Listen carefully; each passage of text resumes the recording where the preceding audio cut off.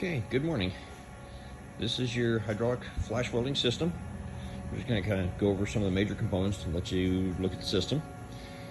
Here at the actual flash welder, you've got 3 clamping foot switches. You've got a left clamp down, a right clamp down, and a clamp release foot switch that can be operated here, also at the control panel. You've got your tooling up here, so your water cooling is here on the base pad, so you can just change out the tools without it having to ever deal with the water cooling itself. And you get your serrated jaws for clamp pressure there. Your guide bearings are here on the bottom, and you can see the space clean out for cleaning out the flash from underneath the machine itself along with the feet. We currently have it on skates just for ease of movement around the shop, but obviously that'll be sitting flat on the ground from there.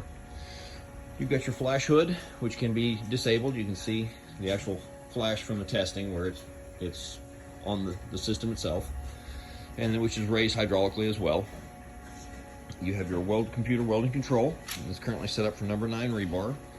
And you can see on the control itself, we can actually label everything for your actual parts, what you're doing, so we can use any alphanumeric 7-digit code for the schedules themselves.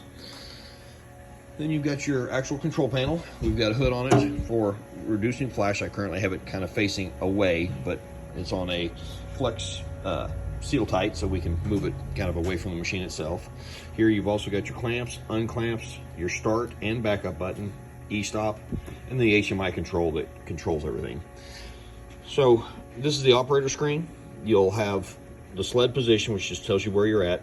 You've got lights coming down this side that tell you where it's at in the weld process itself. The parameters that are put in there for the weld, as well as the servo speed currently for the flash. You can disable the hood from here so it'll stay up or stay down as you see fit, and you can manually raise and lower it when the hood is enabled. You've got your parts counter here, which we can clear at this point as we're running parts, so you can actually clear it, set it up, run 50 parts, log it, and then move on from there. Your hydraulics on off and your weld on off. So if we want to dry cycle the machine, we can turn the hydraulics on, leave the weld off, go through all the motion and without actually passing any current.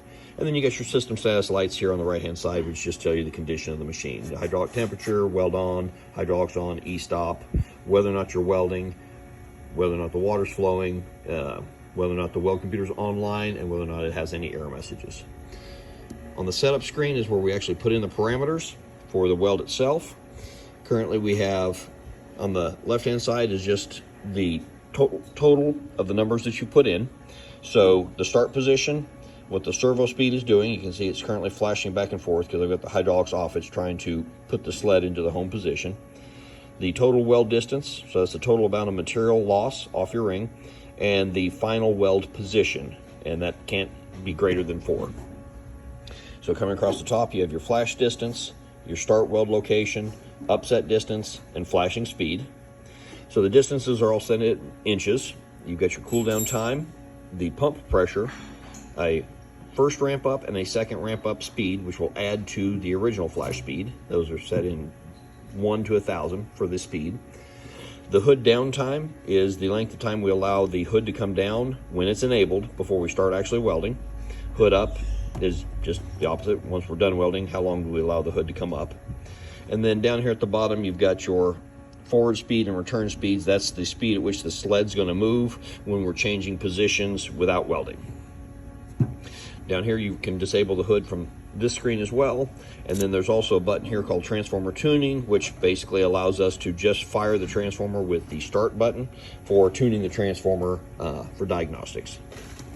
Those are the 2 basic screens, and again the stand itself is movable, so we can kind of position it anywhere. Here on the back side, this is your upset cylinder, and we have a encoder built into the cylinder itself, so the sled knows where it's at all times. Then our electronics cabinet on the hydraulic power supply. We've got 2 different filters. You've got the primary filter on that side and a secondary filter on the return. You have a on-off hand switch here, which is wired into the system, so it will not allow you to turn on the hydraulics unless this valve is on. With chipping, We'll remove the electronics from here. All these plugs will come off, so for easy transport, and then when we get there we can just hook these back in. Coming across, you've got your two large clamp valves. This is the valve for the hood. This is the servo valve for the flashing, and this is your upset valve for the final upset. Then down below you've got your motor, the variable pump down there with the servo controlling the pump itself, and then the heat exchanger for the hydraulics itself. Come around in the cabinet. So you've got your motor controller in here. We've got 480 volts sitting here, which is wired to the main breaker on the weld cabinet. Your PLC with your hydraulics control, and then for those large valves we're using relays from the PLC itself. Come along the back side. Down here you've got a second linear transducer. This one is talking to the weld computer to let it know where we're at in the process so we can control the whole system. And then coming across the back you've got your two clamping cylinders. And you'll notice the orange hose on the right hand side. The right hand side of your welder is insulated, and that allows us to hook up hydraulic hoses without having electric current pass back through the hoses. So these are critical that these two hoses are at least 18 inches and are of a non-conductive hydraulic hose. So we'll go ahead and pause here, get things set up, and do some welding.